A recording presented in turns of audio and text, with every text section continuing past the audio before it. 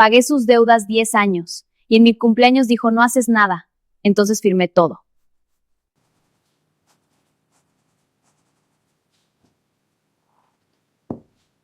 Antes de que empiece, si llegaste hasta aquí, ya sé que eres de los que se quedan. Suscríbete al canal si aún no lo has hecho, no te cuesta nada y a mí me ayuda más de lo que imaginas. Y si esta historia te mueve algo por dentro, déjame tu like. Es la única forma que tengo de saber que no estoy hablando solo. Canal Sydney. Antes de que empiece, si llegaste hasta aquí, ya sé que eres de los que se quedan. Suscríbete al canal si aún no lo has hecho, no te cuesta nada y a mí me ayuda más de lo que imaginas. Y si esta historia te mueve algo por dentro, déjame tu like. Es la única forma que tengo de saber que no estoy hablando solo. Parte 1. Hay una fecha que ya no festejo. El 14 de marzo solía ser el día en que mi mamá me llamaba antes de las 7 de la mañana, cuando todavía yo tenía sueño y ella ya llevaba media hora despierta pensando en mí. Me cantaba el cumpleaños en voz baja, casi susurrado, como si el día fuera un secreto entre los dos. Ese ritual duró hasta que ella murió. Después de eso, el 14 de marzo se convirtió en una fecha más en el calendario, una que yo dejé de mirar. Pero el 14 de marzo de hace 3 años fue diferente, no porque alguien me lo hiciera especial, sino porque fue el día en que escuché algo que no se puede desescuchar. Estábamos sentados a la mesa, Rodrigo, mi esposo de entonces, y yo.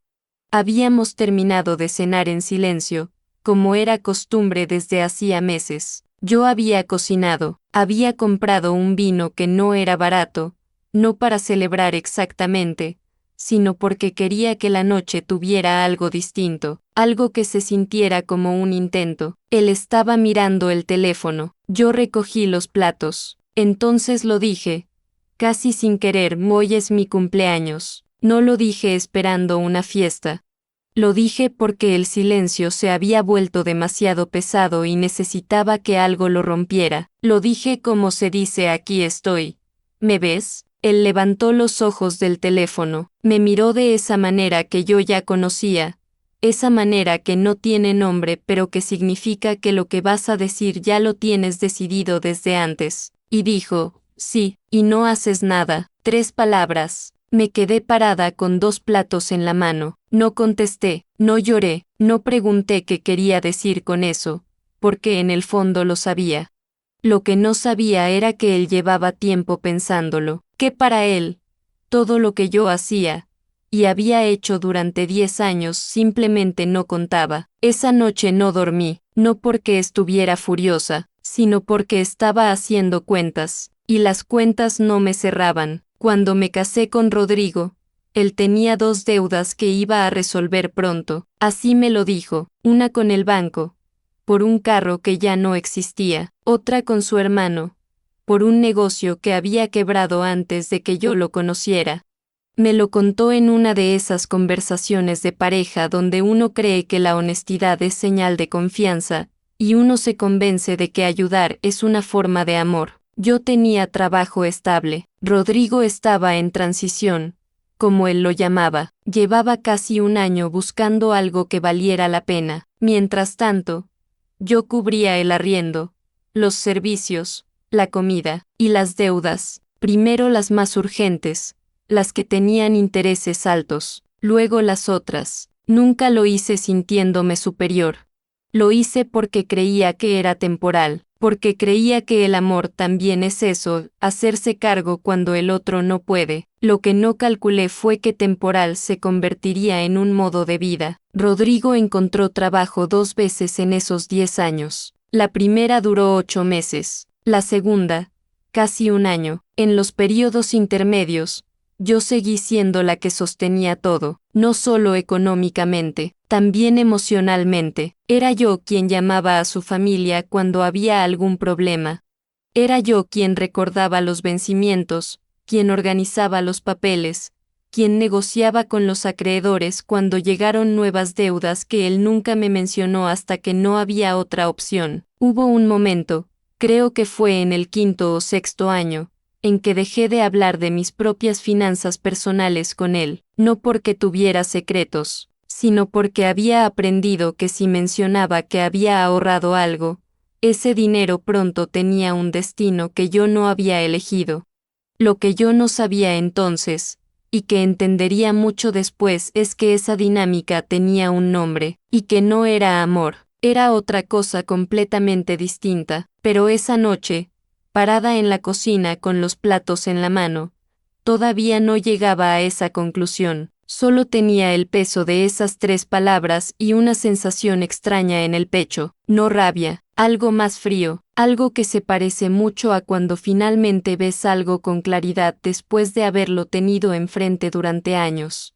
Quédate hasta el final de esta historia, hay algo que sucedió después que cambió todo y que no voy a resumir, porque merece contarse despacio. Los comentarios están abajo. Me gustaría saber si algo de esto te suena conocido. Esa noche revisé una libreta que tenía guardada en el cajón de mi mesa de noche. No era un diario, era algo más práctico que eso. Desde hacía unos 4 años había empezado a anotar los gastos que yo cubría sola, no por rencor, al menos no al principio. Lo hice porque en algún momento una amiga me dijo que era importante tener claridad sobre las propias finanzas personales, independientemente de si uno estaba en pareja o no. Me dijo eso como consejo casual, de los que uno escucha y no sabe qué va a necesitar. Esa noche, con la casa en silencio y Rodrigo ya dormido, abrí la libreta y empecé a sumar. Tardé casi 2 horas. Cuando terminé, el número que tenía frente a mí no me sorprendió de golpe. Me fue cayendo despacio, como cuando uno se da cuenta de que lleva mucho tiempo cargando algo muy pesado y el cuerpo solo lo registra cuando por fin se detiene. Eran 10 años, 10 años de arriendo, servicios, mercado, deudas ajenas, emergencias médicas de su familia, viajes que él decía que después me pagaba, reparaciones del apartamento que él decía que era responsabilidad de los dos. 10 años de yo pongo ahora y después vemos. El número no voy a decirlo aquí porque no importa la cifra exacta, lo que importa es que era suficiente para haber construido algo, para haber empezado una libertad financiera real, para haber tenido, a los 42 años, algo propio. En cambio, lo que tenía era una libreta llena de números y 3 palabras resonando en la cabeza. No haces nada. Al día siguiente no dije nada. Preparé el desayuno, me fui a trabajar, respondí correos, atendí una reunión que se extendió más de lo previsto. Viví el día como si la noche anterior hubiera sido un mal sueño que ya estaba disipándose, pero no se disipó. Hay algo que cambia cuando uno toma conciencia de verdad. No es como encender una luz de golpe, es más como cuando los ojos se acostumbran a la oscuridad y de a poco empiezan a ver las formas de las cosas. Uno no decide ver, simplemente empieza a ver. Empecé a observar detalles que antes dejaba pasar. La forma en que Rodrigo hablaba de dinero con sus amigos, con autoridad, con criterio, como si fuera él quien manejara las finanzas del hogar. La forma en que le contaba a su hermano que estaban ahorrando, en plural, cuando yo era la única que ahorraba y él era el único que gastaba lo ahorrado. La forma en que, si yo mencionaba alguna dificultad económica, él cambiaba el tema o decía que yo siempre exageraba con eso. Recordé una conversación de hacía 2 años, cuando le dije que quería abrir una cuenta de inversión. Me dijo que era mala idea, que esos productos financieros eran una trampa, que era mejor guardar el dinero en algo seguro. Yo le creí, o me dejé convencer. No sé si hay diferencia, lo que sí sé es que esa cuenta nunca se abrió, y ese dinero tuvo otro destino. Como siempre, a las 2 semanas de mi cumpleaños, tuve una conversación que no estaba planeada. Fue con Lorena, una compañera de trabajo con quien yo no tenía mucha confianza, pero con quien había almorzado ese día porque las demás del grupo habían salido. Mientras comíamos, ella mencionó de pasada que había terminado una relación de 8 años. Lo dijo sin drama, casi administrativamente. Me cansé de ser la única que ponía, dijo, y siguió comiendo. Yo no dije nada en ese momento, pero algo en mi pecho se movió. En el canal Sydney hemos recibido muchos mensajes de personas que reconocen exactamente ese momento, el momento en que alguien más dice en voz alta lo que tú llevas años pensando en silencio. No te da la solución, pero de alguna forma te da permiso. Me gustaría que dejaras en los comentarios si alguna vez viviste algo parecido. No tienes que dar detalles, solo si lo reconoces. Esa tarde, de regreso a casa, tomé una decisión pequeña, tan pequeña que ni siquiera la llamé decisión todavía. Solo llamé a un número que tenía guardado hace tiempo y pedí una cita. Era un abogado, un primo lejano de una amiga, alguien que me había sido recomendado meses atrás en una conversación que yo había descartado porque en ese entonces pensé que no lo necesitaba. Pedí la cita diciendo que era para orientación general. Ni yo misma sabía todavía qué iba a preguntarle. La cita era en 5 días. En esos 5 días seguí viviendo igual, cocinando, trabajando, pagando, callando, pero con algo diferente por dentro, una especie de hilo tenso que antes no estaba. Rodrigo no notó nada, o si lo notó, no dijo nada, que era lo mismo. En nuestro caso, lo que el abogado me dijo en esa primera reunión fue algo que no esperaba escuchar, no porque fuera dramático, sino porque fue muy concreto, muy legal, muy frío, y a veces la frialdad es lo único que te hace ver con claridad lo que el calor de los años no te dejó ver. Te lo cuento en la siguiente parte, porque merece espacio propio, y si estás viendo esto hasta aquí, ya sabes que este canal no es de los que resumen ni aceleran. Las historias que importan se cuentan despacio. En la descripción hay un enlace con historias que no se pueden contar aquí, en YouTube. Solo entra después de ver el video completo. Vale la pena. El consultorio del abogado era pequeño. Tenía una planta en la ventana que necesitaba agua y 2 sillas frente al escritorio que no hacían juego entre sí.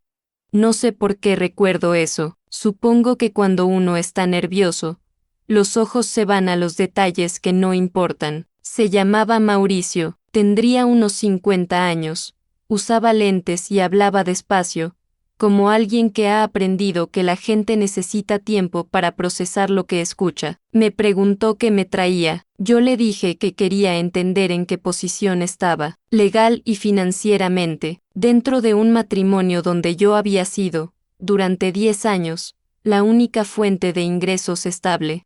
Me escuchó sin interrumpir, tomó algunas notas. Cuando terminé de hablar, me hizo 3 preguntas concretas: si había bienes a nombre de los dos, si había deudas activas y si existía algún tipo de acuerdo firmado sobre los aportes económicos dentro del matrimonio. Respondí que sí a las 2 primeras y no a la tercera. Asintió, como si eso confirmara algo que ya suponía. Entonces me explicó algo que en ese momento sentí como un golpe suave.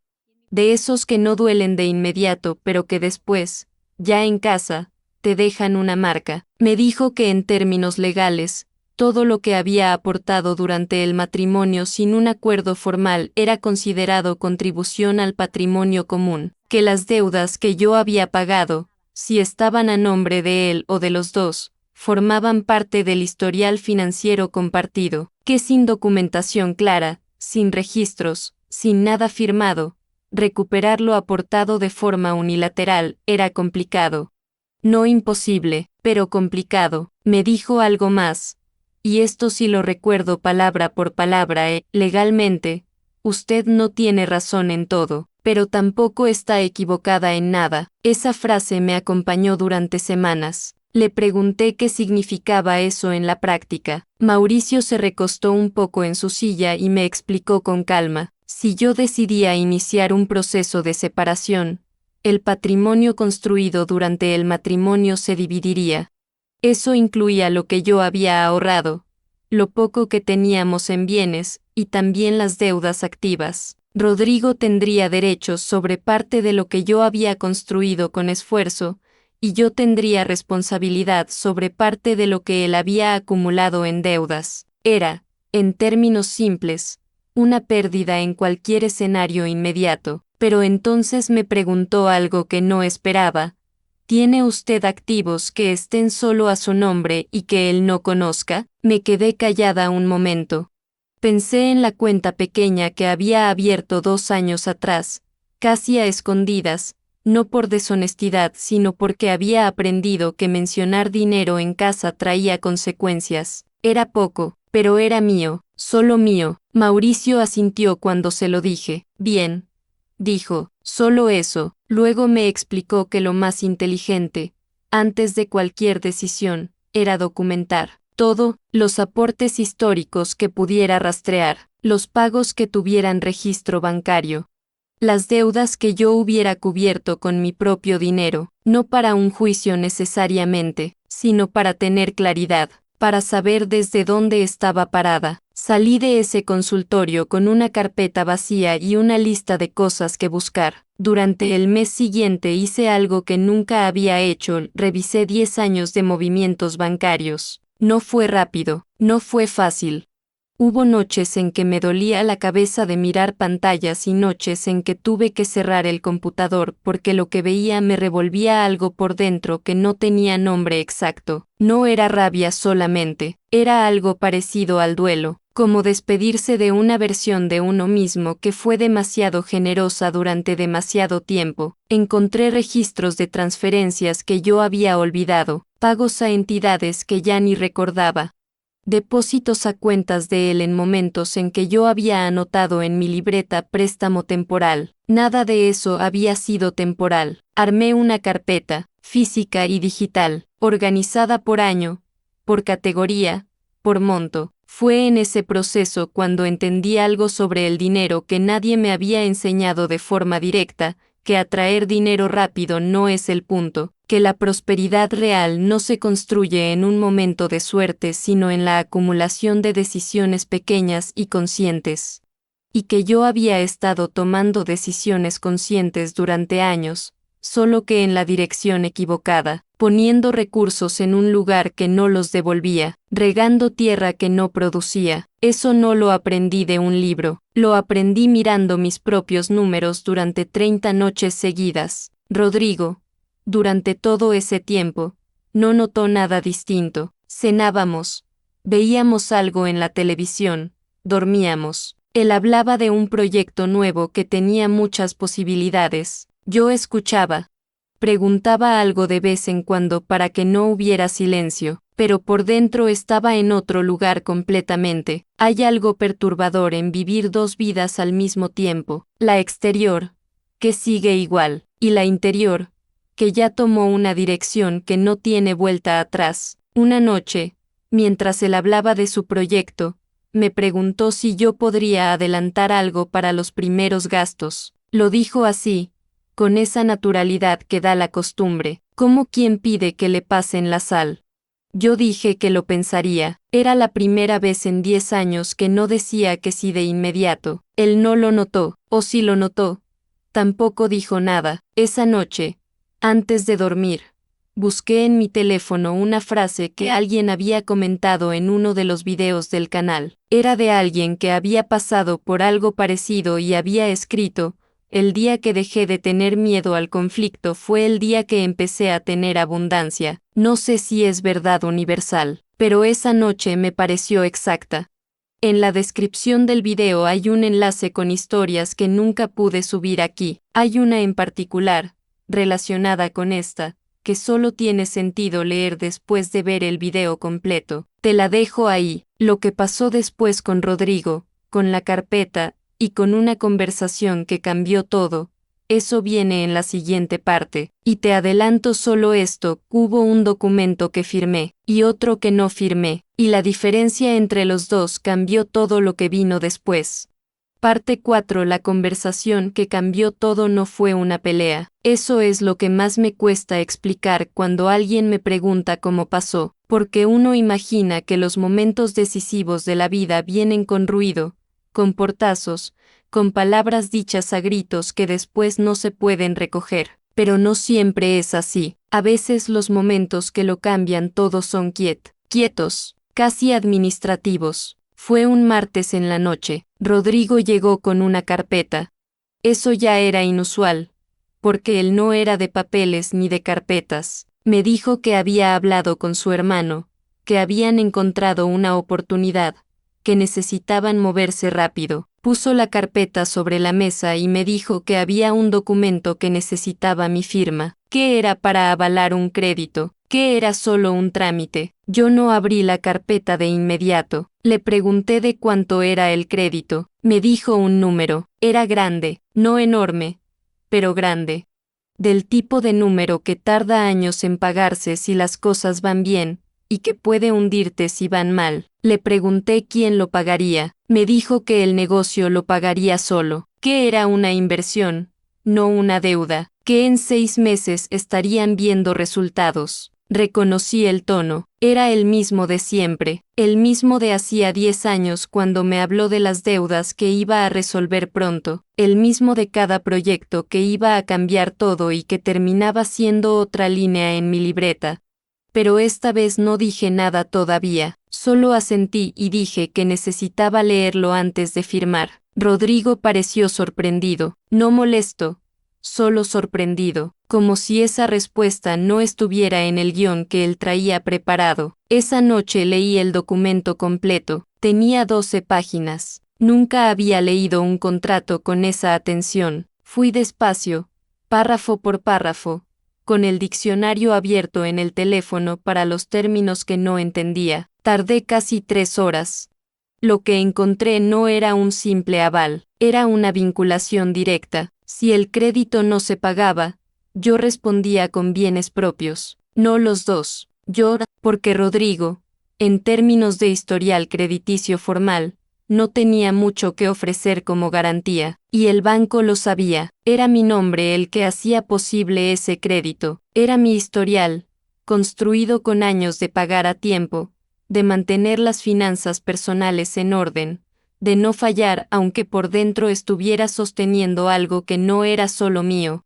Cerré el documento, me quedé un momento mirando la mesa, pensé en Mauricio, el abogado, pensé en la carpeta que yo había armado durante meses, pensé en la cuenta pequeña que solo yo conocía, pensé en mi mamá cantándome el cumpleaños antes de las 7 de la mañana, y pensé en 3 palabras dichas con una indiferencia que todavía me pesaba. No haces nada. Al día siguiente llamé a Mauricio, le expliqué el documento, le leí los párrafos clave.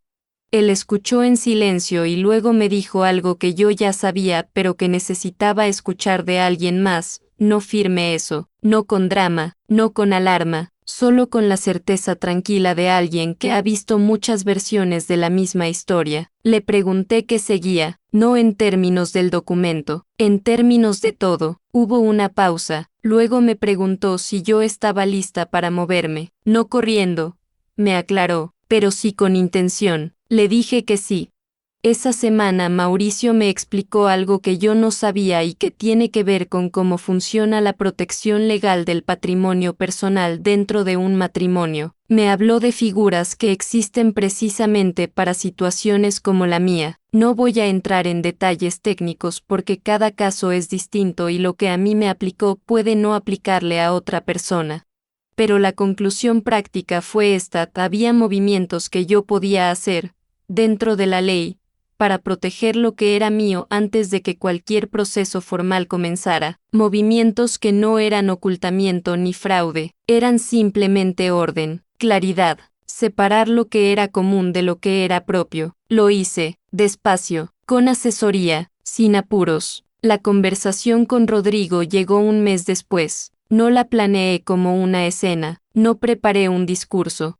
Una noche, simplemente, le dije que no iba a firmar el documento, y que necesitábamos hablar de algo más grande que ese documento. Me preguntó qué quería decir. Le dije que quería decir que las cosas tenían que cambiar, no de forma vaga, no como una queja más, sino de forma concreta, que yo había hecho un recuento de lo que había aportado durante 10 años y que necesitaba que eso fuera reconocido de alguna manera, que si íbamos a seguir, tenía que haber un acuerdo real, por escrito, con claridad sobre quién ponía qué y para qué. Rodrigo me miró de una forma que no le había visto antes. No era rabia, era algo más cercano a la incredulidad, como si yo hubiera empezado a hablar en un idioma que él no reconocía. Me dijo que yo había cambiado. Le dije que sí, que tenía razón en eso. Hubo un silencio largo, de los incómodos, de los que uno no intenta llenar porque sabe que lo que venga después va a importar.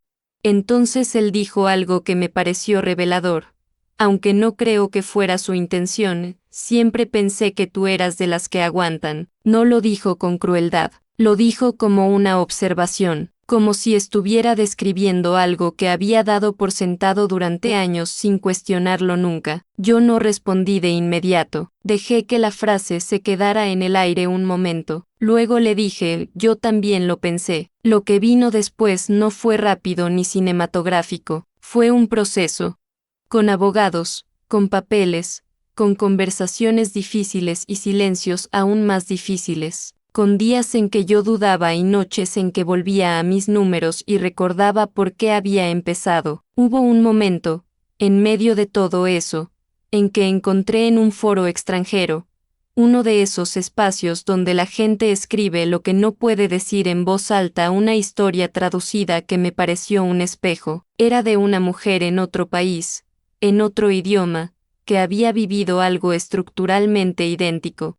La había encontrado alguien del canal y me la hicieron llegar. Lo que más me impactó no fue la situación, fue la última línea de su relato. Decía algo así como: el día que firmé los papeles de separación fue el primer día en mucho tiempo que me sentí millonaria, no por el dinero, sino porque recuperé algo que no tiene precio. Guardé esa frase, la sigo teniendo. En la descripción hay un enlace. Hay historias ahí que no puedo contar en este canal, por razones que quizás ya imaginas.